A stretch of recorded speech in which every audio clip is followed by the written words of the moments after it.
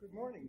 Thank you all for coming, especially for taking time out from all the really, really cool hacker stuff that's going on in the other rooms to come in here and talk a little bit of risk analysis and metrics. My name is Walt Williams. I'm a manager of security compliance at a small startup in Northeast called Lattice Engines. I've pretty much done everything in information security, from public infrastructures, meta directories, LDAP, vulnerability assessments, et cetera, et cetera. You can read the laundry list. The key thing is that, there's seats over here.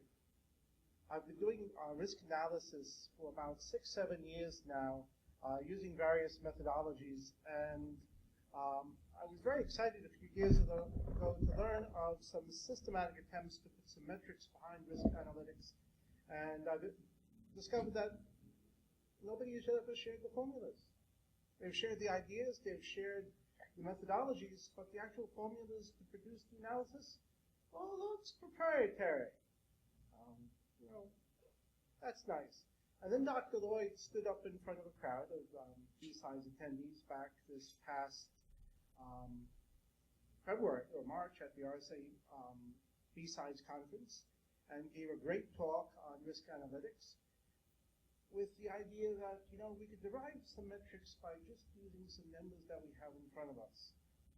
I want to take that one step further. But before I do, I want to extend good thanks to Dr. Mike Lloyd for introducing the idea that you can talk about risk and metrics at the BSides event, and some of my mentors and some of the other folks who have inspired me to work in this field. So let's start out with putting ourselves on the same plane. What the hell do I mean when I talk about information security risk? What is risk?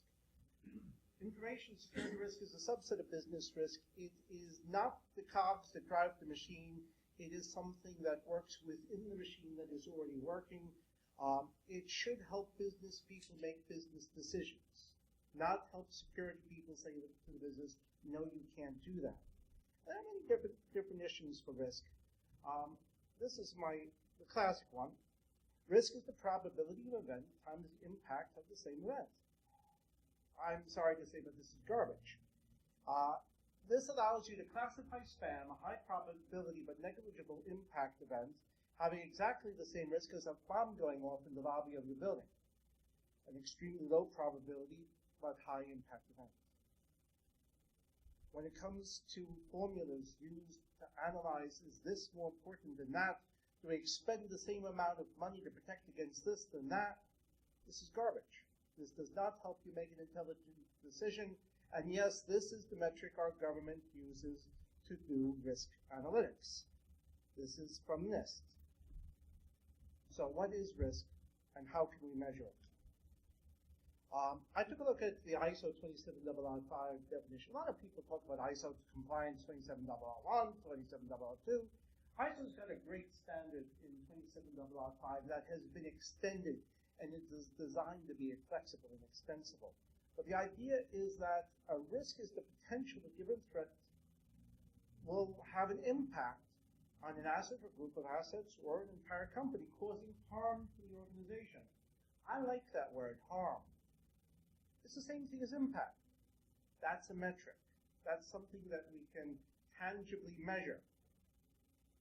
The trick is to get to an understanding of what are the threats, what are the vulnerabilities, what are the assets, and finally, what are the different harms. There are different methodologies that you can use to get to this point. Obviously, I'm going to be working with ISO 27005 here, but Octave is great if you happen to like it. It takes a lot of effort to drive into a non-military organization.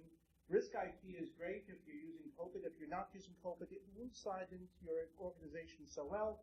If you're stuck in the government and you can't use Octave, you're probably forced to use NIST. And that's got that classic definition of risk that's just got to go. And finally, there's TARA. And TARA does the same sort of thing for Intel that Dr. Lloyd did for the rest of us, and that takes a look at attack risk metrics. Now, as you go through a risk analysis process, that fits inside of a risk management process. Remember, the goal here is not to stop at analysis. The goal here is to manage your risks. And all of these charts that you see here were stolen liberally from a lovely paper that I will cite in just a few minutes. But the idea is, how is risk identified? How is risk estimated? How is risk evaluated? Let's start with identification. What are the assets in your scope? Are you looking at the entire company? Are you looking at a subset of the company? Are you looking at the project in front of you? That defines what you mean by scope. What are the threats impacting that scope? What are the controls within scope? What are the vulnerabilities? Probably most important, from at least my perspective, are what are the consequences if you get this wrong? Or what are the consequences if somebody gets through your protections? The Open Group took ISO 27005 and inserted that methodology I made reference to without naming it earlier, and that's the factor analysis of information risk. FAIR is a great methodology of doing data analytics, but they don't publish the formulas. They keep those proprietary. If you go to the organization behind it and you say, okay, this is wonderful stuff, I want to use your tools, they're going to hand you a check or an invoice for $30,000. Say, we'd love to have you use our tools. I have no idea what their tool does. I'm not attempting to reverse engineer their tool, but I took their ideas specifically as refined through the Open Group's integration of their tool into ISO 27005, and I said, you know, this is FAIR done better. And I invented my own tool, and that's part of what I'm going to present to you later today. So, first of all, what's an asset? Some people can say my asset is my phone book. That's a very low-cost asset, but for a sales manager, that just might be his most important asset. Other people are going to say my asset's my internet connection. Other people are going to say my asset's this mainframe. Another person is going to say, no, my assets are my customers. And guess what? They're all right. There is no one definition for an asset within an organization. We should not be telling them, no, I only want to look at this kind of asset. No, you need to be looking at every single asset in your organization. Listen to what they have to tell you. Get an idea, an estimation of how valuable those assets are to the individual you're talking to, and aggregate that data. If they don't know how valuable they are, talk to them about what would happen if this was not available to you for a 24-hour period of time. If you put the question in those terms, you'd be surprised exactly how quickly you get value out of an asset definition. And oh, by the way, staplers may be an asset, but you don't put them in a bank vault just because they happen to be a business asset. Different assets do have different levels of value, and therefore different needs for security. Now, value is much more than just money. Value could be the criticality of something, the sensitivity, the loss of productivity if it disappeared. It could be the cost of responding to an incident of something that hit that asset. The value could be around fines incurred. It could be the impact to your reputation. The asset value could be the impact to the investors, something that you might not know about for 2 or 3 years down the line. All of these things can be estimated if you can't computate the exact value. But try to, but just use thinking questions such as, what would happen to you? What would happen to your organization? What would happen to the larger organization if this was not available for a defined period of time? And then extrapolate out from that. That gets you to impact, that gets you to harm. You've already got the beginnings of a metric. The trick is that these are always going to be just estimates, and you can get to better estimates. Threats. Different kind of threats have different kind of impacts, but the lovely thing is that the things that you do sometimes to protect against one kind of threat are things that you do to protect against other kinds of threats. So a bomb, an earthquake, a tornado, tsunami, you can protect against them the same different way. What you're protecting against is the impact. You're not protecting against the actual threat itself. So if you protect against the point of egress for a threat, you're done. If there's no way for the threat to act on an asset, you're protected. A great category of threats that's out there ready to be used are the basal threat categories. Nice thing is that the basal threat categories provided us with a tool that we can use for risk measurement.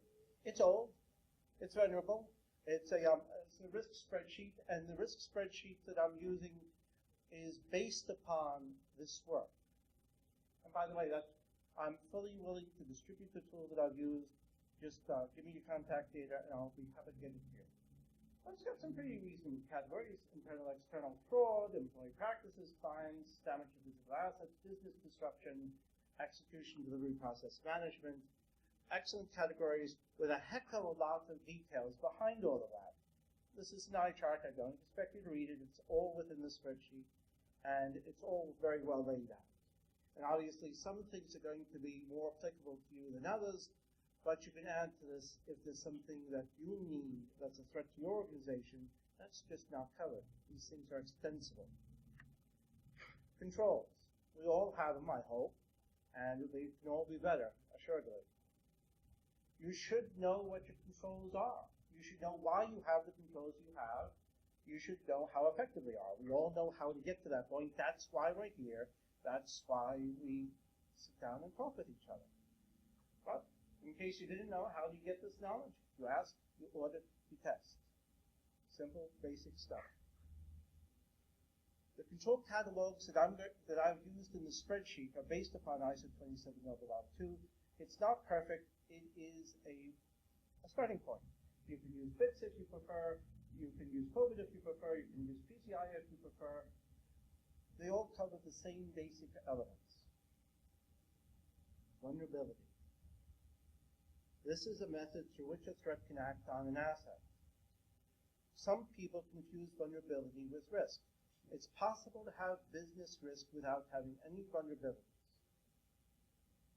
That's why we have disaster recovery facilities. That's why we have business continuity facilities, because you simply don't know. And you may need to recover from something that there was no way to plan on. You cannot plan on a meteorite hitting your production facility. There's no way to. What you can do is you can plan to recover.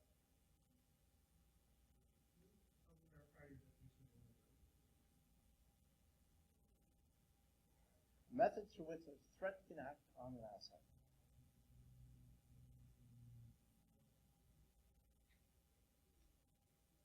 Impact. That's where I like to focus. Impact is dollars and cents most of the time. It can be represented that way, but not all impacts comprise the value of an asset. Some impacts are going to comprise the value of multiple assets.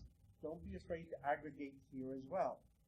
When you're taking a look at this, look at the loss of productivity. That's hard to quantify, but you can do so in person hours. Look at the cost of the response. How much will it take you to go from point A to point Z in your incident response plan, including, of course, breach disclosure? What's going to be the impact of that? What's the cost of replacement? What's the loss of competitive advantage? What kind of fines are you going to face? What's going to be the impact to your reputation?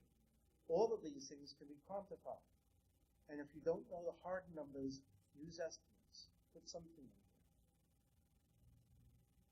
Now, your CFO says one thing about the value of an asset. Your CEO says something else. Your CTO says a third thing. Who's right? They all are. Beautiful thing is that numbers can be aggregated, and you can take a look at averages. You don't have to play the game of, this person's more important to my company than that person, so I must use his numbers, even though I think the other person's numbers are accurate. Use all the numbers. Don't play sides. Now, getting towards analysis, which is why we're all here. To understand the impact of each asset, establish a scale proportional to the impact, proportional to the frequency, proportional to the strength and capability of the threat and the control, and of course, the vulnerabilities themselves. In order to measure risk, one first must measure impact, frequency, capability of the threat, the strength and control, and the degree of vulnerability. The trick is that some of these things play well together and other things kind of overlap. So a loss event frequency can be expressed, if you choose to, as a factor of vulnerability and threat event frequency. That's getting right out of hand. But what if you don't know the vulnerability level? What if you don't know the threat event frequency? You can estimate at a higher level. Depending upon the data you know, you can drive down or drive up in where you apply your numbers. And this is, again, right out of that risk analysis cookbook. And most people will find themselves where they know what the vulnerability is, but they don't know necessarily what the threat capability or control strengths are, so they'll work off of vulnerability. Or they might have an idea of how easy it is to contact or come in contact with that particular set of data, but they won't understand really what's the probability of action. You can put in estimates at any point here in this food chain and drive the values up to a point where you're actually measuring risk. Vulnerability. Vulnerability is a factor of how capable is the threat and how strong is the control strength. And yes, CVS numbers provide a point of comparison. If you're going to be using CVS numbers, at least be honest and say that the CVS numbers that you have are not complete. That's why you're provided with a calculator. The calculator that's provided by NIST is actually a very, very nice tool to place the measurement of that vulnerability in the context of your organization. That's a lot of work. It involves for every single vulnerability that you have that you care about, going into the system and putting in some external data that could not be put in generically, that is specific to your organization, to derive the actual CVSSV2 number with that particular vulnerability in the context of where it is within your organization. And you may find something that's generically a 10 turns out to be really a 5. That's important for using CVS metrics in order to derive this value of that vulnerability or the criticality of that vulnerability. Now, probability. I love this. Everybody gets probability wrong. Everybody in this room has 100% probability of dying. Guaranteed. I know you don't want to hear it, but it's true. This is why I'm not known very fondly. Okay. However, your chance of dying at this instant is less than 1%. That's what's known of as an event frequency. You've got a 100% chance of this event happening, but the frequency of this event happening at any particular point in time, that's your event frequency. That's what you really care about, the chance of something happening now, not abstractly at any particular point in time. Now, event frequency can be derived from historical data, but as we all know, past performance is no guarantee of future results, as in Sony the day before the compromise. Event frequency can be estimated as a factor of how easy it is to come across the vulnerability in your system. What is the probability of somebody acting against us? With Sony, that suddenly became elevated when they kicked off a bunch of people. Both can be estimated, and more importantly, you can use the benefit distribution to get fairly accurate estimates. And then you can calibrate. And we'll get into how you do all of that and how you use that in a few minutes. Yes? How do you get to the particular vulnerability? Okay, so what on earth do I mean by calibration? Let's deal with that issue before we deal with any of the other issues, such as what is the PERT distribution and how you use it. So, who can tell me on what day was the Declaration of Independence voted on by Congress? Don't use Google. Anyone? Good. How confident are you in your answer?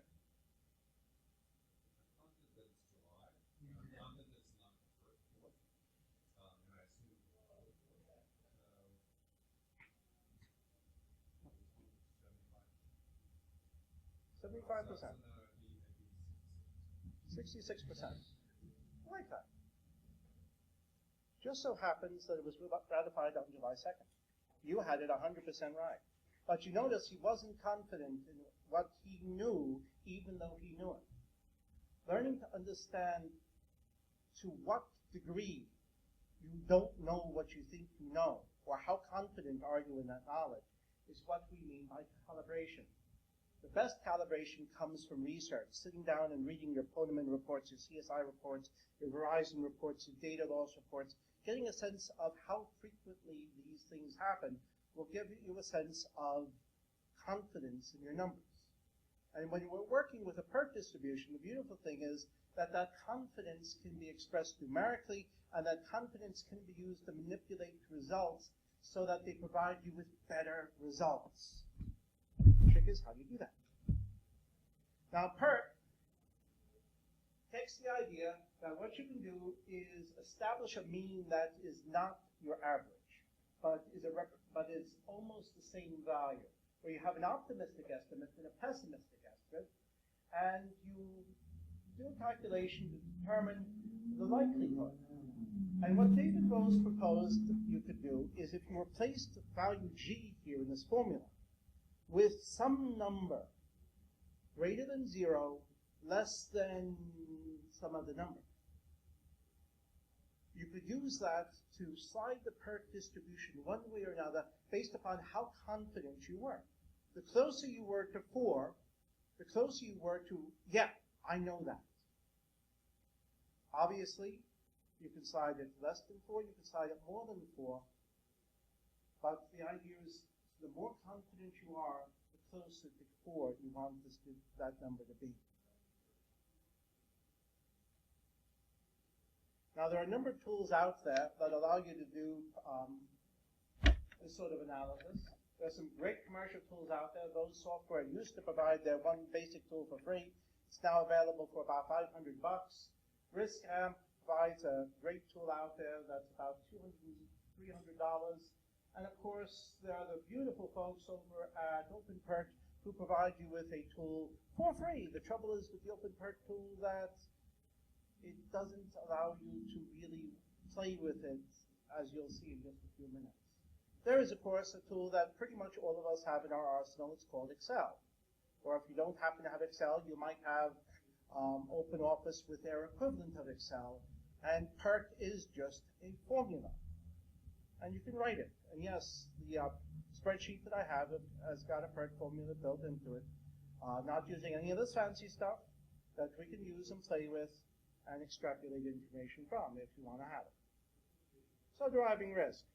So you've got your catalog, your threat catalog, your control catalog, your vulnerability gap analysis, your frequency estimation, impact, good metric. Now it's time to also do a Monte Carlo simulation. Now I initially planned to do the demo at this point, but because of screen resolution issues, I'm saving all the demo stuff for the end. A Monte Carlo simulation is a way of estimating reality. To show you how successful it was used by the Manhattan Project in order to estimate the size and the impact of the atomic bomb before they blew one up. And it was found to be exceedingly accurate in that calculation. The idea is you take a set of possible inputs. You generate them randomly from a probability distribution. Remember beta PERT? You need a uniform distribution with a large number of inputs. And you perform a deterministic computation, you aggregate results, and you get out of it a pretty damn good metric, a good representation of reality.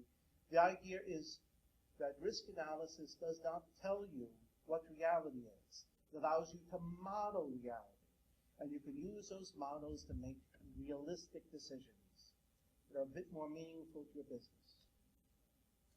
So, let's step out of the analysis slides, and let's get into the spreadsheet. Now, this is a fairly humongous spreadsheet that came from bits that I've taken and modified. So if you're familiar with this particular spreadsheet as it was distributed by bits, you'll see some interesting differences. You'll also notice that if I were to start demoing this as it is, scrolling to the right, that nothing's visible. So I'm going to break us here out of the presentation in just a little bit. I'm going to change the screen resolution. That's going to make things so that they're less easy to read, but I can show you how this all works. And for those of you who are viewing this ex post facto, my sincere apologies that it won't be so easy to read. So give me just one moment here. Do not pay any attention to the man behind the curtain.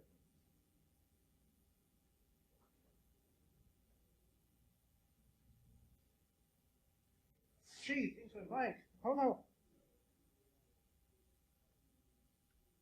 And we have a spreadsheet that is a little easier to read, or a little easier to work with, I should say. Now I should show you what I've done with this thing and how it works. Now first things first, you're looking at these numbers and you're saying, okay, they're all the same. That's because, well, this is a demo and there's no way in hell I'm putting any real business information into this. I want to show you how it works, not how I've used it. Please, this is not any analysis that I've done of any company. You can distribute this and use this for your own company. There is no business data in this spreadsheet. With that disclaimer out of mind, let's just expand this. Okay, so I've got a nice threat here. Threat category is access control. It can disrupt business through an application software failure where security events are not logged to the application. Okay, as we all know, when security events are not logged, that doesn't really have a very strong impact, but it's something that happens on a fairly frequent basis. That's not something that's going to be necessarily something, just to reuse the word something, because I happen to like something, that you will come across externally. This is an internal threat to your organization, but it could be on an external service. So first of all, what kind of skills or resources are needed? This is where I apply my knowledge. How easy it is to take advantage of a system that is not logged. Damn easy. So we'll set that up to, okay, 98%. And the maximum skills I need, 99%. That actually works. My confidence in these numbers, I'm pretty darn confident in those numbers. So I'm going to say that 98 to 99% of the hackers out there can take advantage of a system that is not logging. So I put in a factor of 4, so I have a capability of my threat of 98%. Nothing's ever 100%. There's always somebody who can't take advantage of even the simplest things. Now what's happening here, to get that threat capability, if you take a look at all the way up here in the top left-hand corner of the screen, is a little PERT analysis. I've taken my inputs, my minimum, my maximum, my confidence, my mode, my most likely. I am aggregating them together. I've applied very, very simple, easy to rewrite formula to get at my results, 98%. That is my mean. It's nothing fancy. But the idea is you do the same thing for control strength. Now I've already said that, okay, great. I do not have logging. My control strength is pretty damn lousy. So I'm going to put in, it's a strength of 5. The mode is probably a strength of 6. The maximum, 10%. Okay. I'll get some value out of this control. My confidence in these numbers, again, happens to be a 4. And so my control strength is not recalculating. So let's just force this thing to recalculate. I just love the demo gods. I have a control strength of 7%.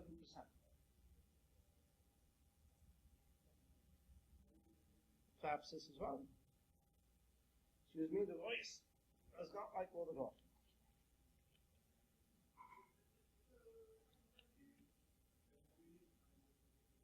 Okay.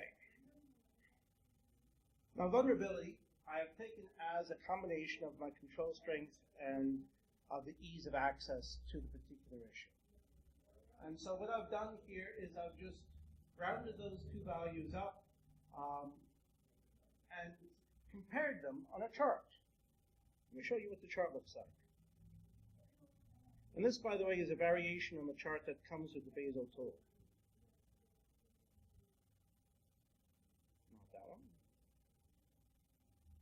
Loss of frequency, where's the right? Here we go, vulnerability. Very, very simple chart.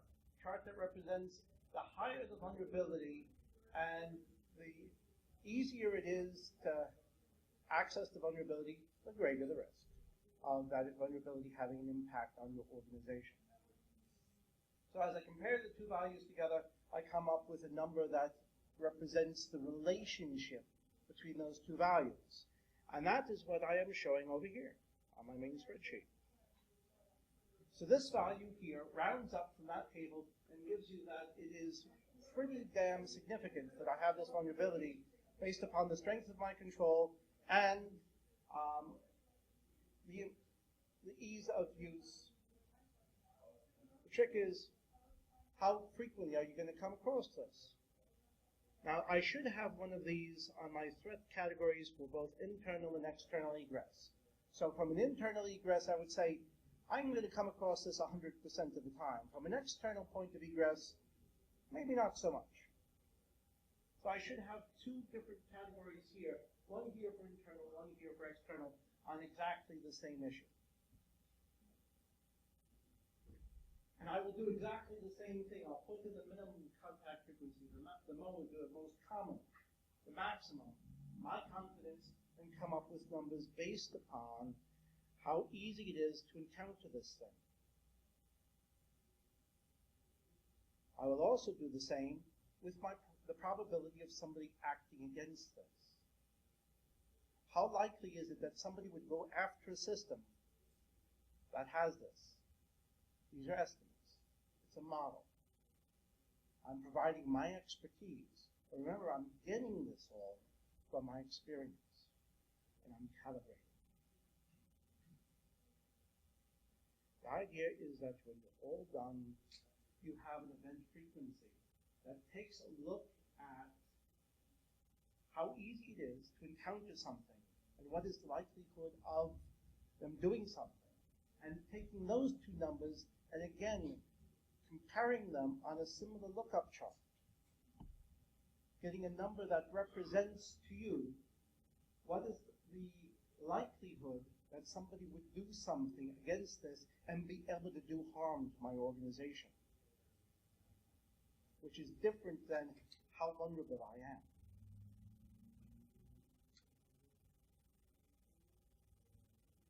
But I'm using exactly the same patterns in order to produce my results. There's no point in going through it a second time. The next thing that I do is I take a look at impact. I calculate impact a little differently than I've calculated other values. First thing is that not every particular threat is going to have an impact on each different impact category. And so in my master spreadsheet here, I represented the areas where there is no chance of an impact by X. Where there is a chance of an impact, I've got something here that shows X. Let me back that out. X are places where I do have a chance of impact, and A is where there's no chance of impact, and the values come from just a simple lookup. If this value is an X, pull from the top of the spreadsheet and aggregate the data. Let's take a look at, however, at what we do to measure magnitude. These numbers came from estimates. And just like all the other estimates that I've been working with, I have a minimum impact, I have the most likely impact, the mode, I have the maximum impact, and I have a confidence factor. And just like with everything else, I'm doing a PERT distribution. In this particular case, I'm using one of the open source, one of the shareware tools out there instead of writing my own formula to do the same thing that I showed you on the other pages.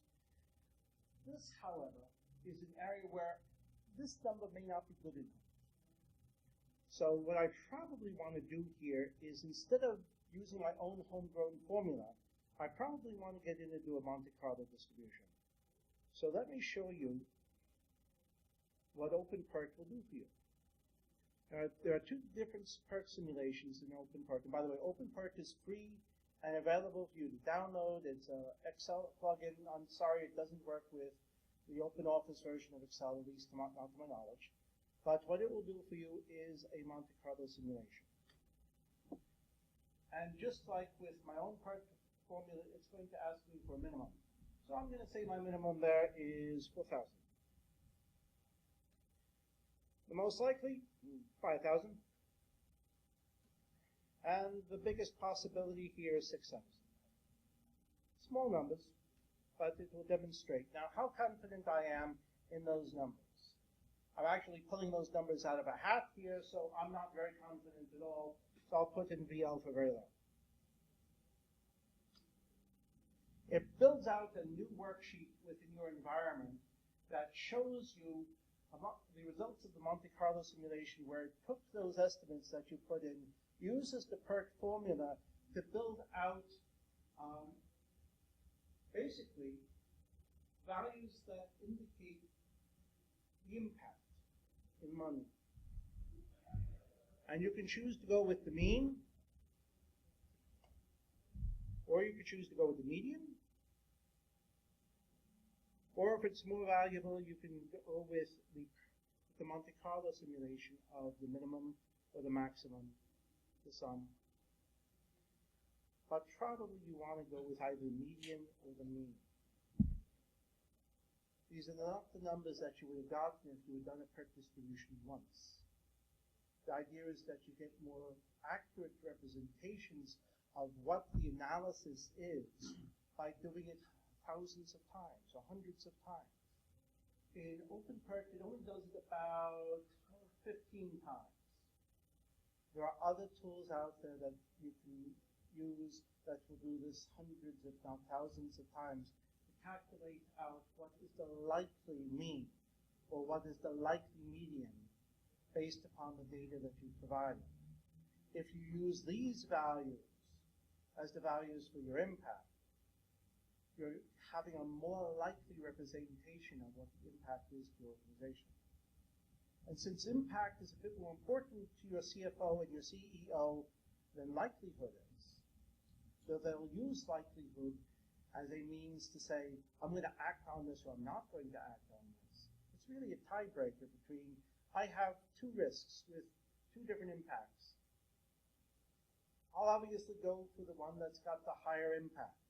If I've got two risks with the same impact, well, what's the likelihood of this one happening versus the likelihood of that happening? I'll spend the money on the one where it's more likely to happen than on the money where it's less likely to happen. Now I have some decision-making happening that fits within the way that business people make decisions. And so what I can simply do is just make a reference to this particular cell on my spreadsheet within my impact analysis, if I chose to.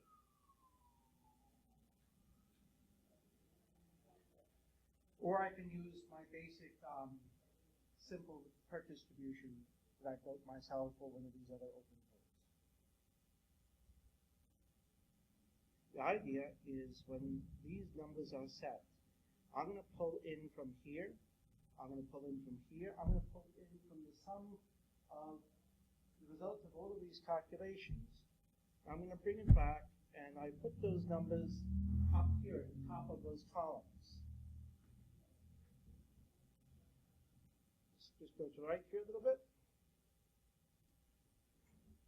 And I'm getting an estimation of here of magnitude based upon the impact of that threat, where it will have impact. So I can see here that I have a threat that will impact my reputation, but not my competitive advantage. So that particular threat is probably going to have less of an impact than other threats to my organization that would impact both competitive advantage and reputation.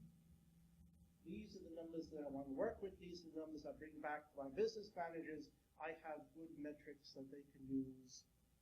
And I also have, to the left, the actual likelihood of something happening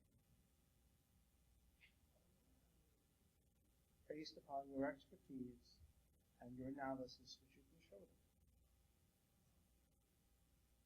The next step is very simple. Communicate. You bring it back to the organization, you show them the analysis, you show them the threat vectors, you show them the vulnerabilities, you let them make the decisions. You then work on making certain that the appropriate controls are implemented to properly manage the risks that you now have a better handle on than you had before. It's a model. It is not reality. Never confuse the two. When you discuss this with your business partners, and they are partners with you in your enterprise, express this as a model, a representation of reality. And the beautiful thing is, because you are presented as a model, you're not married to these numbers. As you get further and further into doing this again and again and again, your confidence factor will increase. You'll get closer to that magical number 4 as the number estimates become more accurate. The first time around you do it, if you're choosing a confidence value of 4, especially for anything regarding impact, you're probably being overconfident. The first time around. The 10th time around, you've probably got a better handle on what things are going to be like within your organization. That's the problem with outside consultants, is they'll see your organization once. You within your organization have a chance to do this on an iterative basis. And as you do this on a project-by-project basis, you can reuse the same spreadsheet, the same methodology, and aggregate the numbers up to a larger, more comprehensive view of the overall risk to the organization. And the beautiful thing is that you don't have to spend money on high-paid consultants. You've got the tools. Are there any questions? Yes?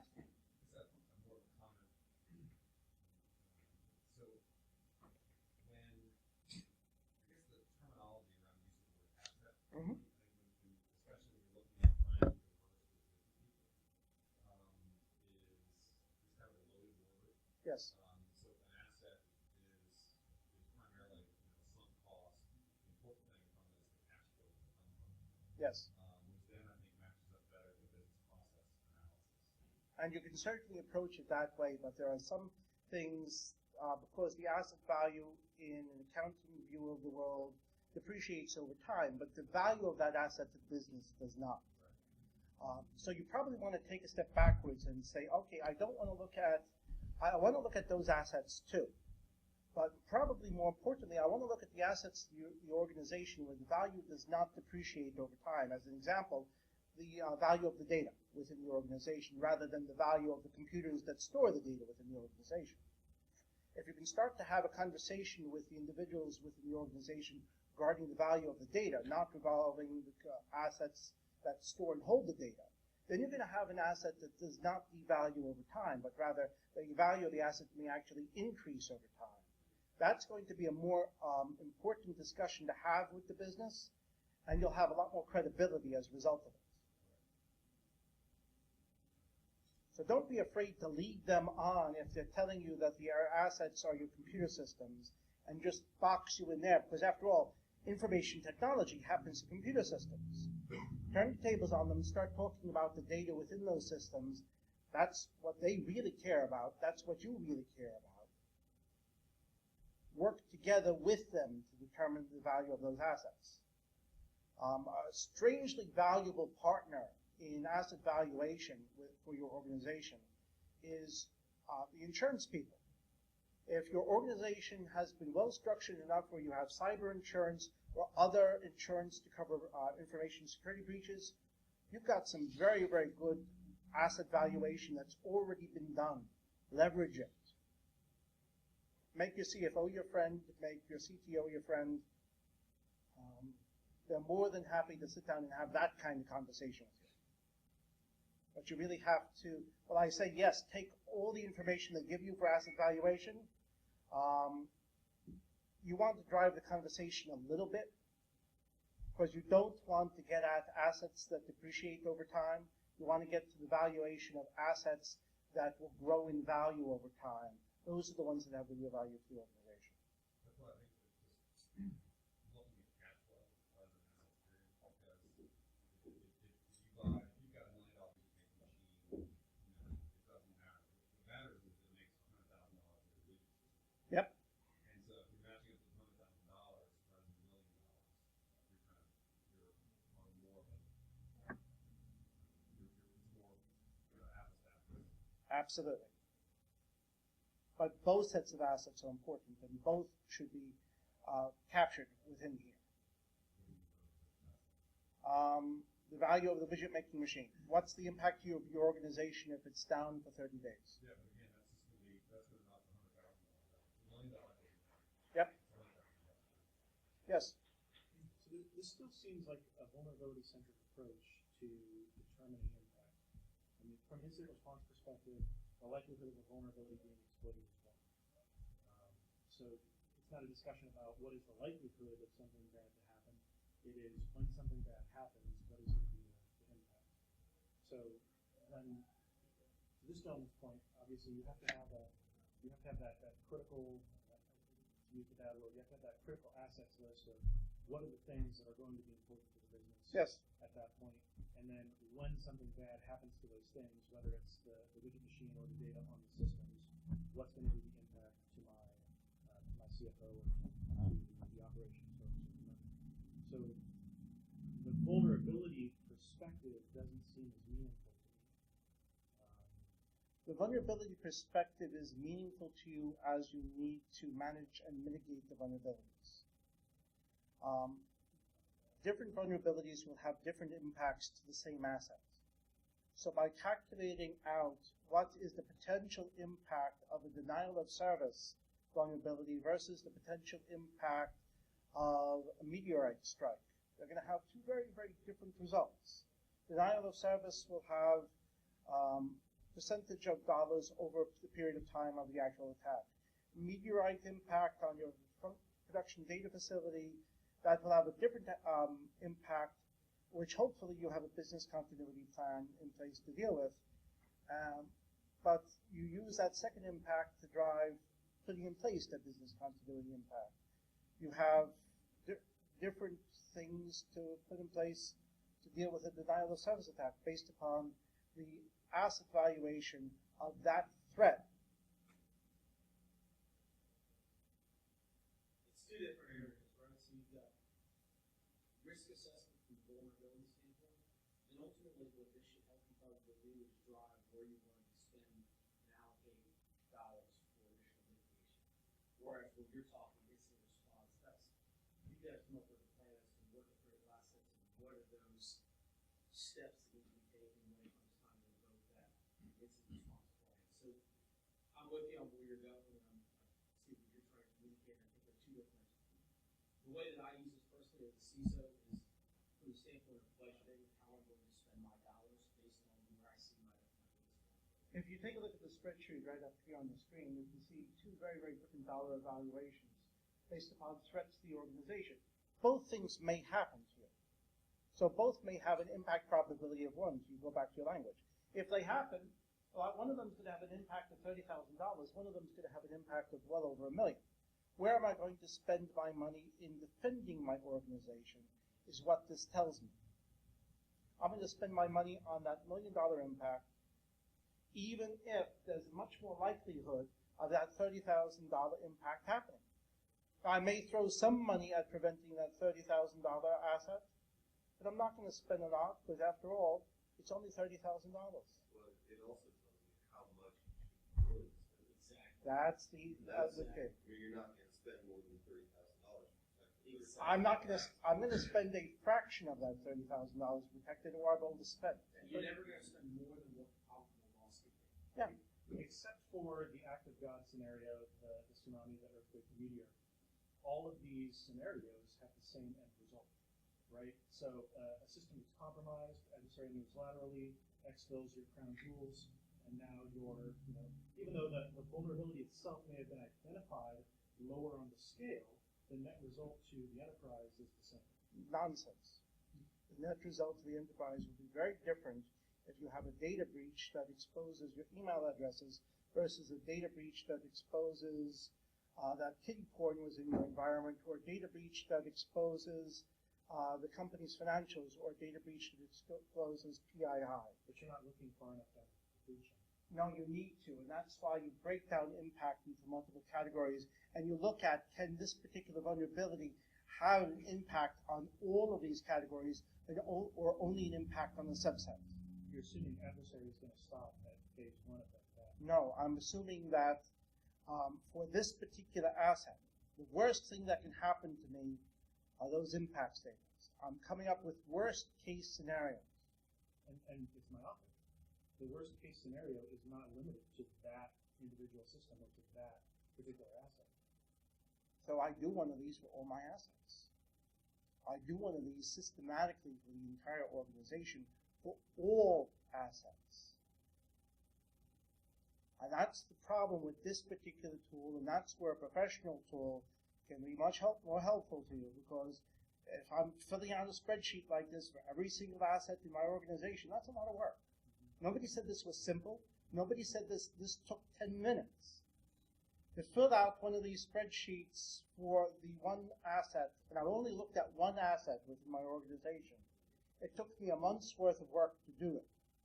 To do the entire analysis of my organization, taking a look at all the controls regarding this asset, their effectiveness regarding this asset, against all the different threats regarding this asset, with all of these impacts for this asset. That took me a calendar month of person hours to calculate what the risk was to the organization of something happening to this asset. Risk analysis is a non-trivial endeavor. If you're going to do this comprehensively for all the assets in the organization, that's going to take a serious amount of time. You do this for the assets you care about. And you continue to build that catalog of analyzed risks over time, knowing that this needs to be an iterative process. You don't do this once, you do this systematically. Once a year, once a month, once a week. How important is it to you? How dynamic is your environment?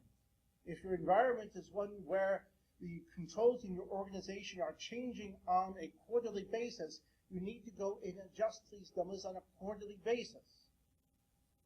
At least to show you and the organization the impact for tightening your controls on the lessening of risk. That suddenly becomes very tangible. We've got about 8 minutes before we're thrown out of the room. Are there any other questions?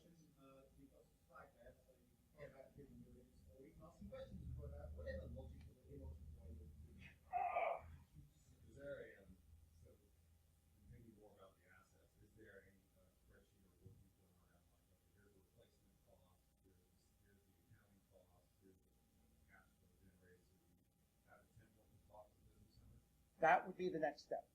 And I have not done that yet with this work. Right now, I've only taken it to the point where I can have a good, meaningful conversation with the business on impact analysis. Yes? What would a good way to get to a consistent answer, or at least so I can throw the question of what is the control strength out to 500 people to get similar answers? Mm-hmm. Control strength is, I get different answers than I ask. So, put in all the answers and come up with the meaning of them.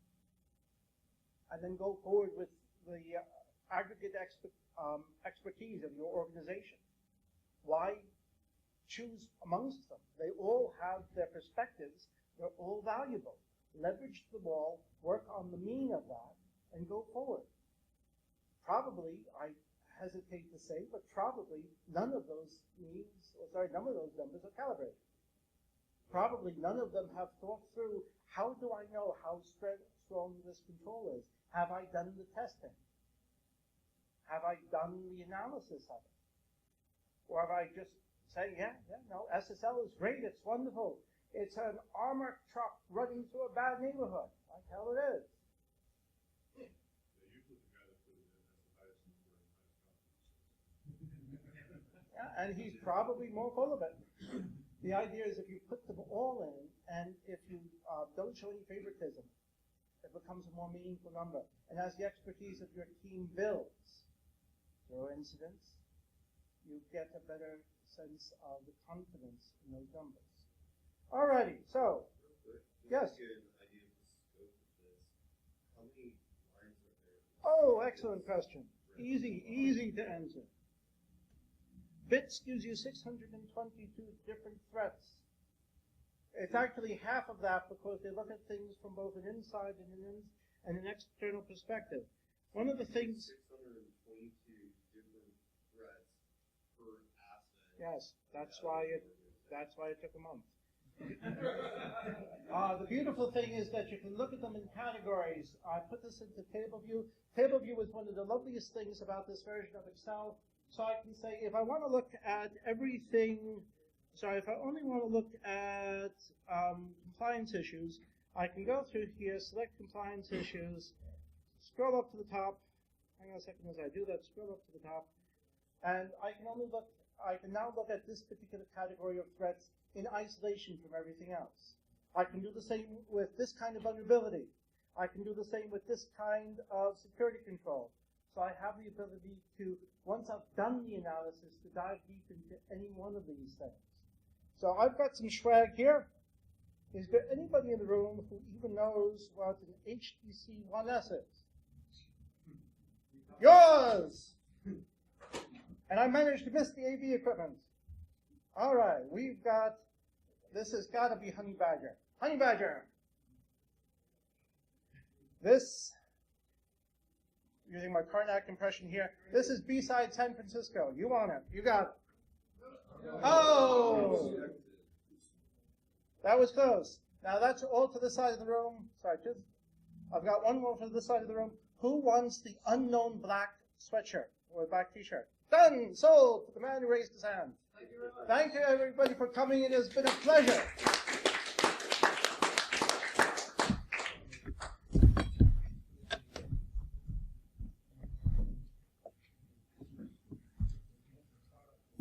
Hey, AV guy, I just realized for the entire talk I didn't use the mic. I hope that the audio was I was speaking loudly.